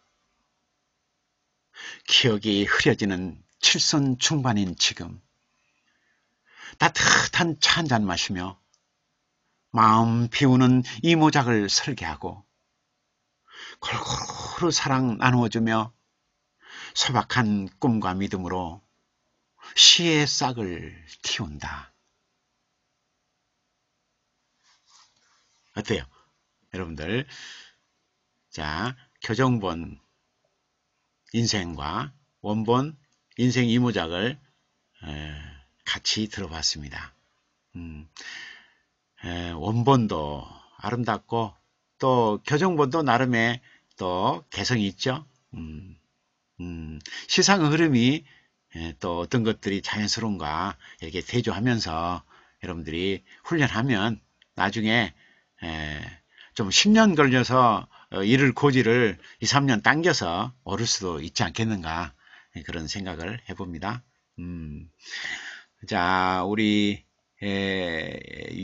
유기님, 또 풀빵구리님, 또 작은미소님, 이렇게 시의 원본과 교정본의 흐름을 보면서 조금 깨달은 게 있나요? 좀 느껴지나요? 자꾸 이렇게 눈여겨보면 이렇게 보여요. 이런 점이 지적받았구나. 또 이런 점은 이렇게 고치니까 더 깔끔하구나. 또 시상의 흐름이 자연스럽구나. 반복된 것을 이렇게 정리하니까 좀 이미지의 그런 형상화를 더 도와주는구나. 이렇게 느껴지죠. 자, 이제 또 지금 12시 26분에 흘러가고 있네요. 26분에 시를 쓰면서 나이 들어가는 모습이 그려진다고요. 그래요. 지금 이 시를 쓴 분이 지금 연세가 76세예요. 76세면 옛날 같으면 정말 고령 중에 고령이죠. 그죠? 근데 76세 된 할머니인데 그 76세 된 할머니는 되게 그 정자 같은데 또는 당산나무 같은데 또는 양로원에서 이렇게 멍하니 앉아 계시거든요. 아무것도 않고 가까이 가도 이렇게 바라보는 것이 정확하지 않아요. 나를 바라본 건지 앞에 어떤 그 풍경을 바라본 건지 구분이 안 돼요. 그러니까 그렇게 멍하니 바라보셔요. 그런 나이예요. 근데 이 76세 된 이 할머니가 이런 시를 써 보낸다는 거예요. 놀랍잖아요. 멋진 분이에요. 정말 멋져요. 이분의 특히 인상적인 거는 이게 귀 있잖아요. 귀가 이게 귓불이 이 귓불 있잖아요. 귓불. 이게 굉장히 커요. 굉장히 커요. 이렇게 할머니인데 그래서 우리는 딱 보자마자 그냥 와 부처님 귀네요. 이래요. 부처님 귀가 그렇게 생겼잖아요. 진짜 부처님 같이 부처님 귀같이 이 귓볼이 굉장히 커요. 이렇게 굉장히 커요. 그래서 보자마자 그냥 부처님 귀 같아요. 이래요. 그러면 그분은 꼭 뭐라 하냐면 예수님 귀예요. 이래요. 예수님 귀라고. 그분이 독실한 기독교 신자고 그 권사님이거든요. 교회 권사님이에요. 그래가지고 그 부처님 귀라고 하면 싫어하세요. 뭐라 하냐면 제가 꼭 몇 번 실수를 했어요. 부처님 같아요. 정말로 그 귀가 아름다우세요. 이러면 예수님 귀라니까요. 이렇게 예수님 귀래요. 예수님 귀. 예수님 귀가 그렇게 생겼는지 한번 살펴봐야 될 것 같아요. 예수님 귀하고 부처님 귀가 같은가 봐요. 위대한 인물들은 뭔가 좀 다르죠. 네. 참 우리 인류에 많은 영향력을 끼친 두 분이 바로 부처님 그리고 예수님이에요. 그죠? 이 두 분은 참 대단한 영향력을 끼쳤어요.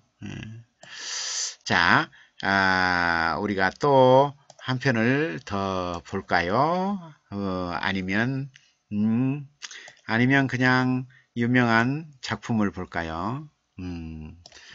유명한 작품을 볼까요? 시간이 어쩔지 모르니까.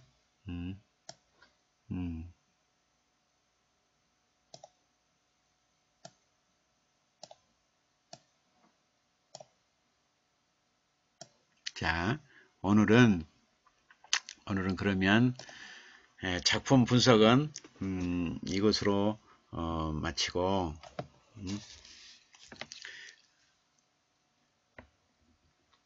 좋은 시 감상 시간을 갖도록 하겠습니다.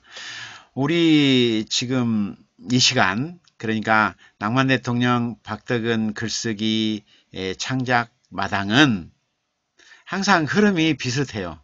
어떻게 하려냐면 처음에는 이제 아름다운 감동적인 에피소드를 소개하고, 그리고 우리에게 그 감동을 주었던 사진이라든가 어떤 사건들, 실제 일어난 그런 그 사건들 중에서 감동을 주는 그러한 사건들을 소개하고, 그 다음에는 이제 맞춤법과 띄어쓰기, 맞춤법 띄어쓰기 마당 반드시 거치고, 그 다음에는 방금 했다시피 어떤 작품을 이렇게 교정할 때 어떤 차이점이 있는가, 어떻게 수정하는가, 어떻게 교정을 보는가, 어떤 부분을 따듬는가, 어떤 부분을 지적하는가, 이런 것들을 실제 그 원본과 교정본을 대조해 가면서 여러분들의 그 문장력 향상, 그러니까 좋은 표현을 자꾸 할 수 있도록 이렇게 하는 거죠. 그 전에 이제 표현 기법도 같이 하는 거죠. 그 교정 이전에, 작품 교정을 하기 이전에 표현 기법을 소개하면서 표현 기법을 읽힐 기회를 드린 다음에, 그 다음에 이제 이렇게 시 교정, 원본과 시 교정을 나란히 보여주면서 훈련을 하고, 실제 훈련이죠. 이제 실전에 임하는 거죠. 그러다가 이제 시간이 좀 남으면 이렇게 우리 주변에 지금까지 좋은 시인들이 남긴 그런 명시들, 우리들을 감동시켰던 좋은 시들을 소개하고, 그 시를 감상하면서 우리가 거기서 배우는 거죠. 이 수준에 이르러야 되겠구나, 또 이렇게 써야 되겠구나, 이런 것들을 자꾸 배워가면 우리도 어느 순간에 좋은 시인으로 사랑을 받을 것이 아니냐, 이런 생각을 합니다. 그러죠. 우리 풀빵구리 님도, 우리 미소님도, 플라우벨 님 들어오셨네요. 플라우벨 님도, 플라우벨 님은 사업을 하시기 때문에 지금 이 시간에 들어온 것도 참 대단하신 거예요. 우리 작은 미소님, 이렇게 와서 공부하니까 너무 좋죠. 행복하죠. 행복하지 않나요? 행복하죠. 우리 풀빵구리님, 이렇게, 풀빵구리님, 플라워벨님이 별풍선을 쏘셨네요. 감사합니다. 이 별풍선을 쏘신다는 거는 참, 마음이 따뜻하지 않으면 어려운 것 같아요. 그죠? 이렇게 별풍선을 쏴주시면 행복하죠. 행복해요. 이렇게. 또 있잖아요. 이게 추천을 꼭 해주셔요. 추천은 그 위에 손가락 있잖아요. 그거를 누르시면 되는데, 이 추천이 있어야 이 지금 방송국 그 BJ 순위가 올라가고, 또 방을 키워줘요. 방을 좁은 방에서 큰 강의실로 옮겨주니까 저희들도 지금 방을 키워야 될 것 같아요. 이제 저희 지금 쓰고 있는 방이 50명 강의실인데, 이제 51명째 오면 들어오지를 못하니까, 이제 자꾸 이렇게 여러분들이 추천을 해주시면 그 추천의 힘으로 이제 큰 방을 얻게 되는 거죠. 순위는 많이 올라갔어요. 순위는 많이 올라갔어요. 지금 그 낭만 대통령 이 글쓰기 창작마당 순위가, 순위 보인가요? 이 순위 적는 재미로 요즘 살아요. 처음에 6만 74등에서 점점 이렇게 5만 등, 3만 등, 2만 7천 등, 2만 4천, 19,000, 17,000 이렇게 가다가 16,000 가다가 14,000, 그 다음에 6월 2일 날 12,000, 6월 3일 날 11,000, 그 다음에 6월 4일 날 9,000, 그 다음에 6월 5일 날 8,585위. 야, 많이 올라갔죠. 6만 등에서 8,585등으로 올라갔어요. 지금 며칠인가요? 5일, 10일, 지금 보름 정도 됐죠. 보름 만에 5만 1,500 5만 1,500 BJ를 제치고 지금 8,585등으로 올라갔어요. 그러니까 이렇게 순위가 올라가니까 이제 방이 좀 커져야 돼요. 방이 이제 50명 방은 부족할 것 같아요. 그래서 이제 100명 방, 300명 방, 500명 방, 1000명 방 이렇게 지금 그 인기 BJ들 방처럼 한 5,000명 방, 또 어떤 BJ는 뭐 1만 8,000명 방 이렇게 그런 방들을 갖고 방송하는 BJ들은 막 그냥 어깨가 으쓱으쓱 할 것 같아요. 그죠? 여러분들이 이렇게 추천을 눌러주시면 우리도 큰 방을 배당 받을 날이 오겠죠? 자, 오늘은 남궁벽의 이 작품 별의 아픔을 한번 감상해 보도록 하겠습니다. 여러분에게 잘 알려지지 않는 시인이에요. 그러나 이분은 일제시대 때 상당히 재능이 있었던 그러한 시인인데 불행히도 1922년에 돌아가셨어요. 그러니까 1894년에 태어났으니까 1922년이라는 말은 뭔 말이냐면 29살, 만으로 28살, 만으로 26살 때 돌아가신 거예요. 그러니까 그 재능을 충분히 발휘하기 전에 요절한 거죠. 그래서 여러분에게 잘 알려져 있지 않아요. 그러나 이분 대단한 분이에요. 대단한 분이에요. 이분의 이 남궁벽이라는 시인 이름을 들어본 적 있나요? 들어본 사람 손. 플라워벨님 들어봤어요? 남궁벽. 풀빵고리님 들어봤어요? 못 들어봤죠? 유기님 들어봤나요? 작은미소님 들어봤나요? 아마 잘 못 들었을 거예요. 이분은요, 물론 29살에 돌아가셨기 때문에 제대로 꽃이 피기 전에 돌아가신 거예요. 김소월이 34살에 돌아가셨잖아요. 그러니까 재능이 있던 그 시인들이 상당히 빨리 돌아가셔요. 빨리 돌아가죠. 만약에 김소월이 80세까지 살았다고 해보세요. 어마어마한 시들을 남겼을 거예요.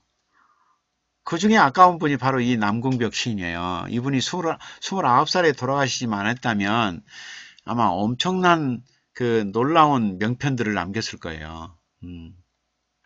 이분은 지금 조선일보하고 연계가 되겠죠. 지금 조선일보의 그 일제시대 조선일보와 맥이 이어지나요? 하여튼 이 남궁벽 씨는 조선일보의 사장이 그 남궁훈이라고 하는 분이 그 조선일보 사장이었거든요. 그 1910년 20년대. 예. 네. 우리 플라우벨님 들어오셨어요? 플라우벨님. 플라우벨님은 우리 매니저로 이렇게 임명이 되셨어요, 오늘. 그래서 우리 플라우벨님 앞으로 우리 낭만 대통령 박덕은의 글쓰기 창작마당의 매니저로 앞으로 활약해 주시기 바랍니다.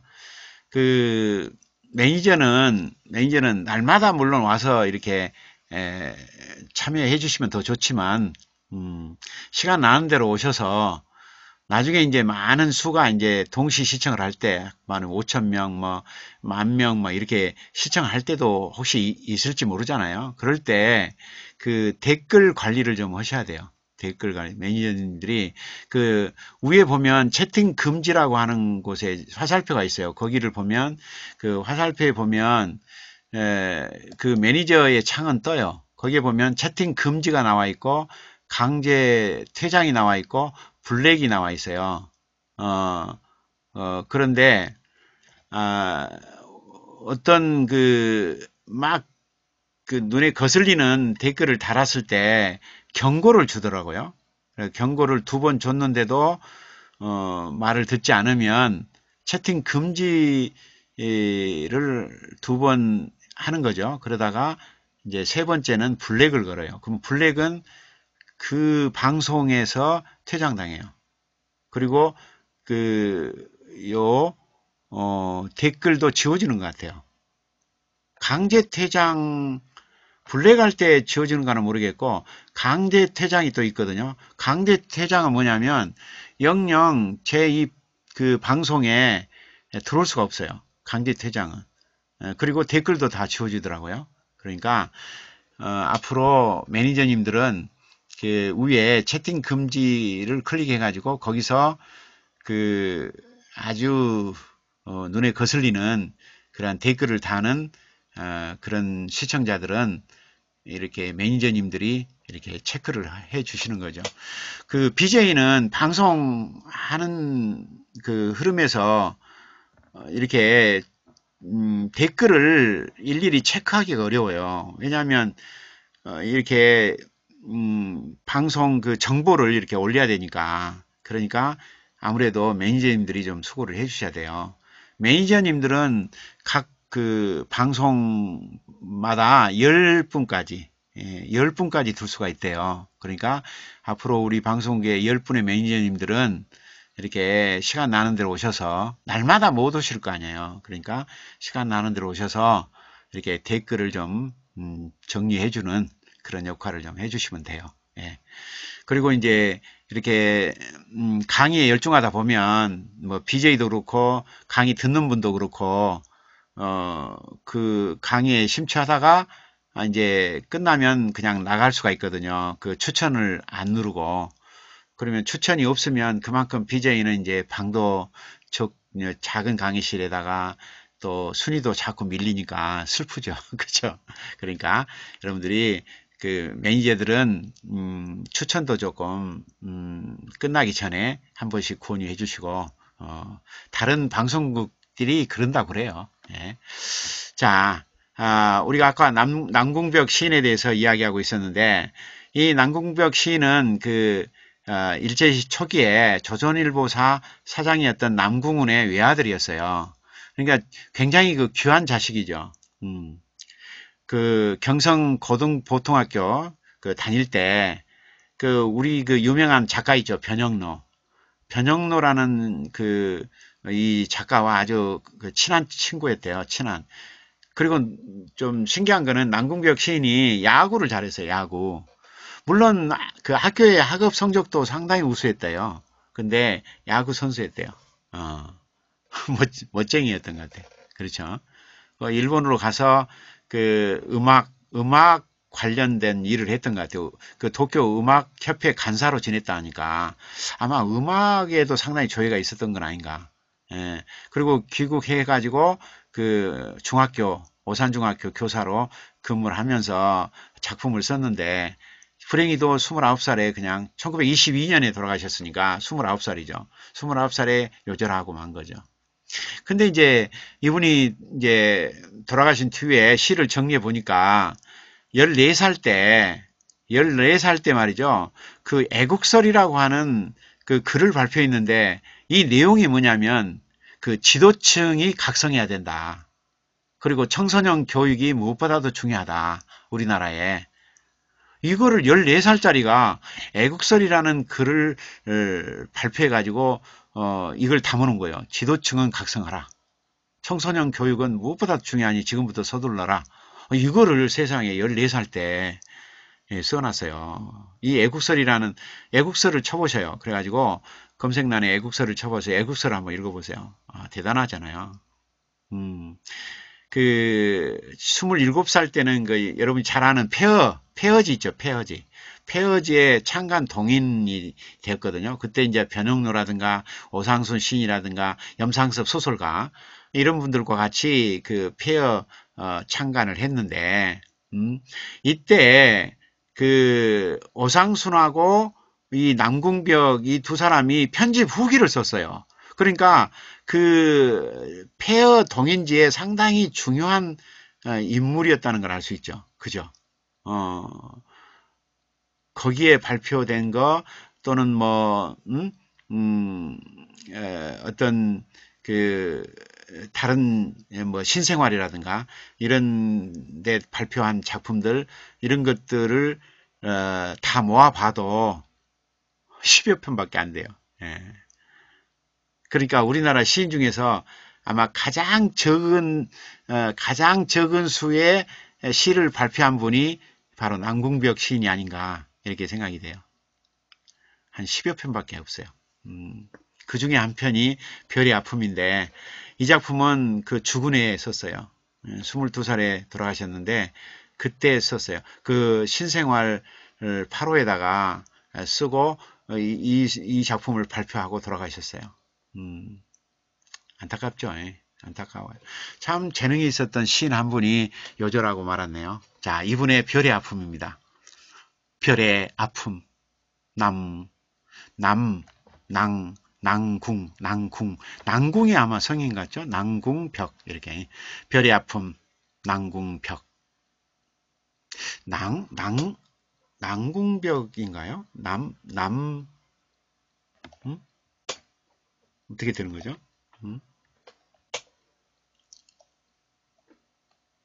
남궁이 아니죠. 남궁이. 남궁벽인 것 같은데요. 남궁벽. 그렇죠. 아, 제가 지금 헷갈렸네요. 자, 아버지의 성함이 남궁훈이니까 아들이 남궁벽 맞겠죠? 야, 한번 확인하기 바랍니다. 자, 별의 아픔, 남궁벽. 님이셔, 나의 님이셔. 당신은 어린아이가 뒹구를 때 감흥적으로 깜짝 놀라신 일이 없으십니까? 님이셔, 나의 님이셔. 당신은 세상 사람들이 지상의 꽃을 꺾을 때 천상의 별이 아파한다고 생각지 않으십니까? 이제 읽어보니까 여러분들 기억나죠? 예. 많이 들어봤잖아요. 지상의 꽃을 꺾을 때 천상의 별이 아파한다고 생각지 않느냐? 들어보지 않았어요? 바로 이 시가 남궁벽 시인의 별의 아픔이라는 시 속에 등장하고 있죠. 신생활지에 발표한 이 작품이 남궁벽의 남궁벽 남궁이 맞은 것 같은데 남궁이 그러죠. 무언가 이상해요. 자, 한번 찾아볼까요? 아, 이거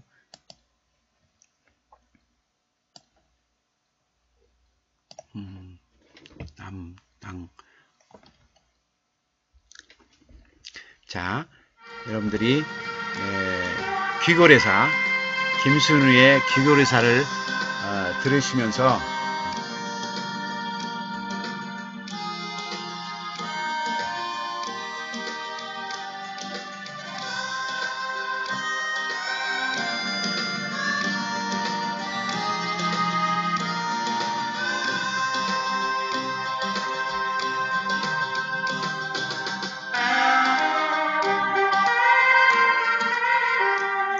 김순우의 귀거래사 경음악을 들으시면서 남궁벽 시인의 별의 아픔 감상해 보시기 바랍니다.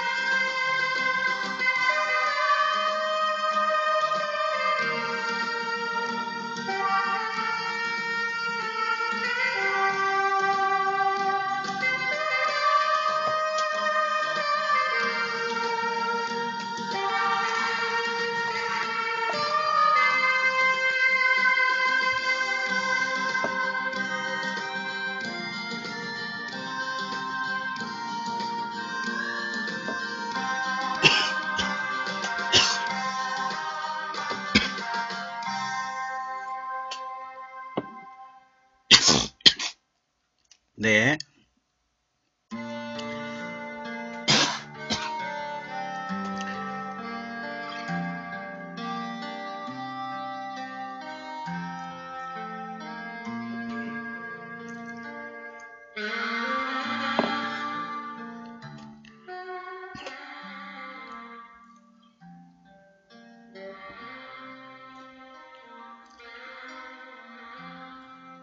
남궁벽 시인의 별의 아픔, 여러분들은 지금 감상하고 계십니다. 물을 먹었는데 살에 들렸어요. 지금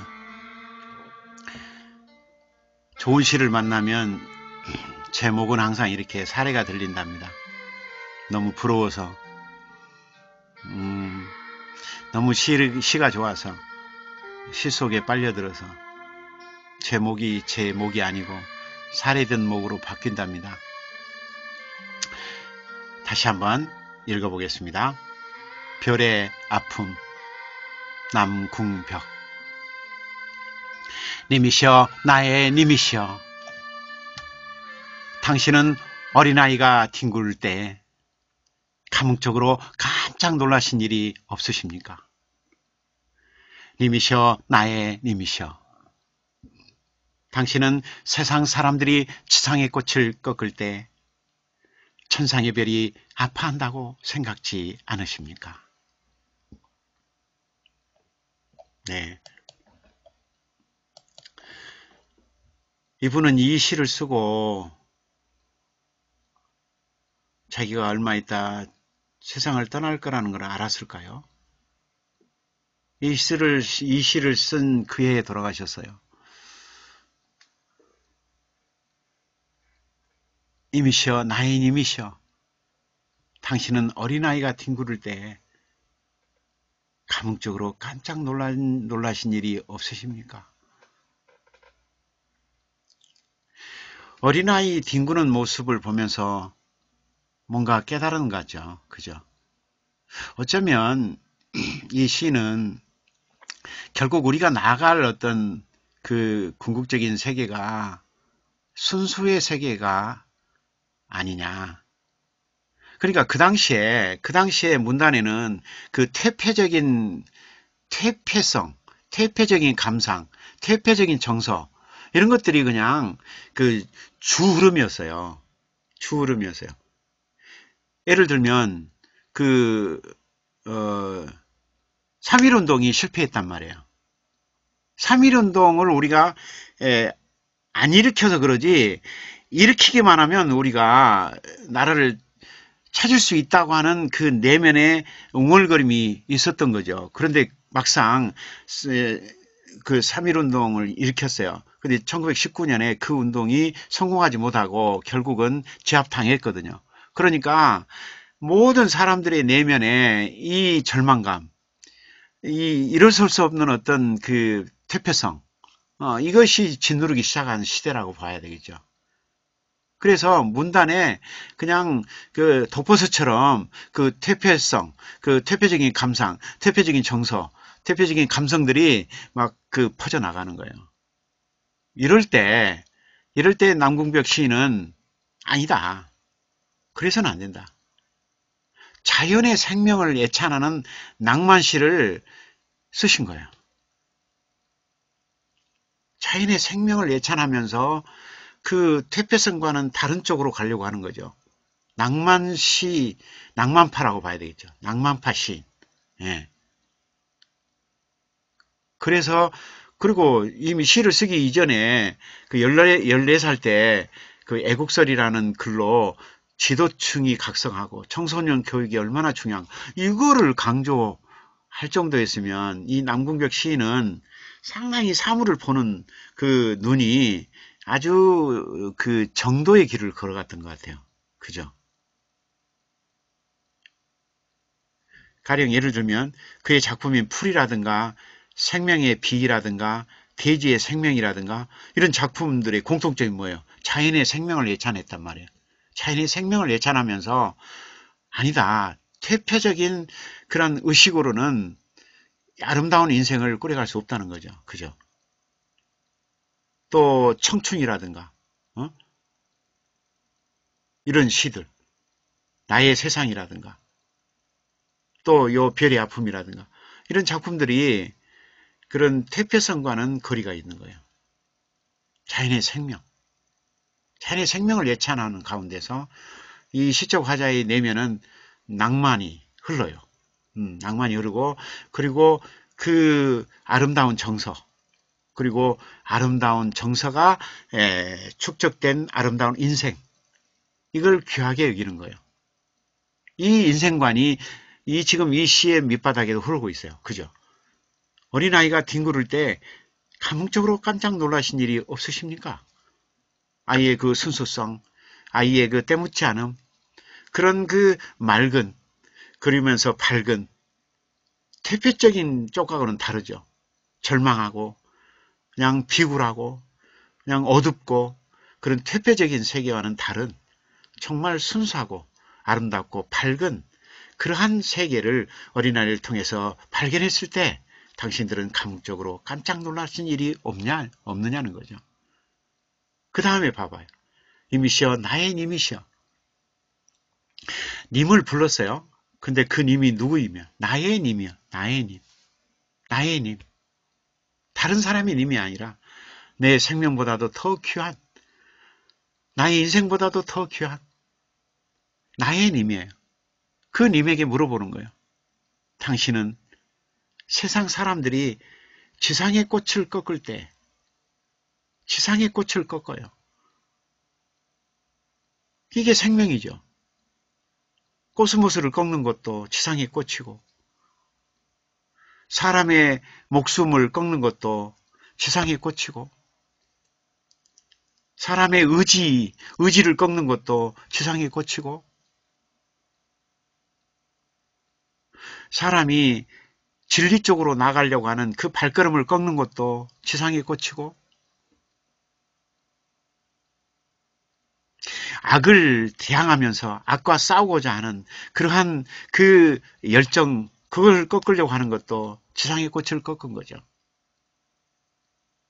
사람들이 지상의 꽃을 꺾을 때 저기 천상에 있는 저 별이 아파한다고 생각지 않으시냐고 말이에요. 이게 1922년에 쓰여진 시예요. 놀랍잖아요. 우리나라 현대시의 흐름으로 볼 때 현대시의 초기에 해당되는 작품인데, 지금 현대 시인들이 읽어도, 지금 21세기에 읽어도 괜찮잖아요. 들어보세요. 별의 아픔. 님이시여, 나의 님이시여. 당신은 어린아이가 뒹굴 때 감흥적으로 깜짝 놀라신 일이 없으십니까? 님이시여, 나의 님이시여. 당신은 세상 사람들이 지상의 꽃을 꺾을 때 천상의 별이 아파한다고 생각지 않으십니까?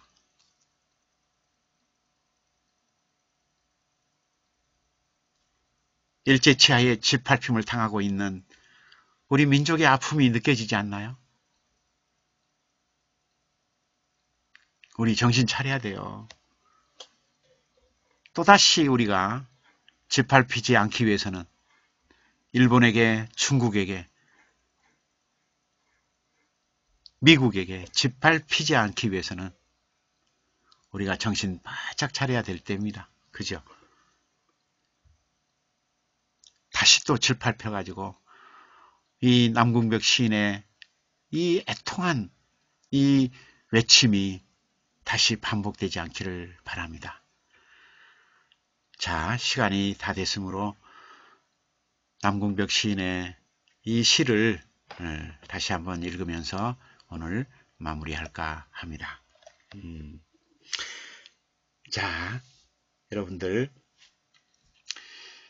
이성과 머리로 듣지 마시고 여러분의 감성과 가슴으로, 그리고 의식으로 듣지 마시고 무의식으로 이 시를 들으시면서 이 시를 여러분의 그 마음 깊숙이 담아주시기를 바랍니다.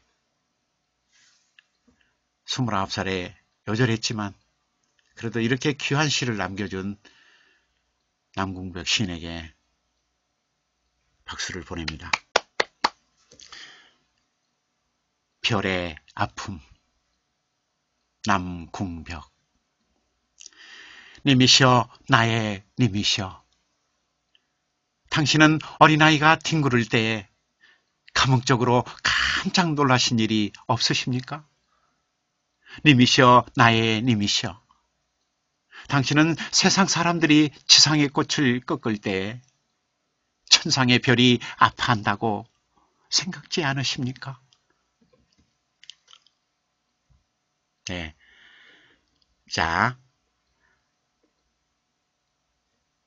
낭만 대통령 박덕은의 글쓰기 창작 마당 시간 오늘 방송을 이걸로 마칠까 합니다. 자, 추천 안 해주신 분은 추천해 주시고, 자, 또 끝까지 방송을 들어주신 플라우벨님, 그리고 풀빵구리님, 그리고 또 작은미소님, 작은미소님 감사합니다. 우리 유기님 또 이렇게 댓글도 달아주시고 또 작품 감상해 주셔서 감사합니다. 자, 또 내일 10시, 내일 밤 10시에 또 찾아뵙도록 하겠습니다. 우리 김정은 가수의 내게 남은 사랑을 드릴게요.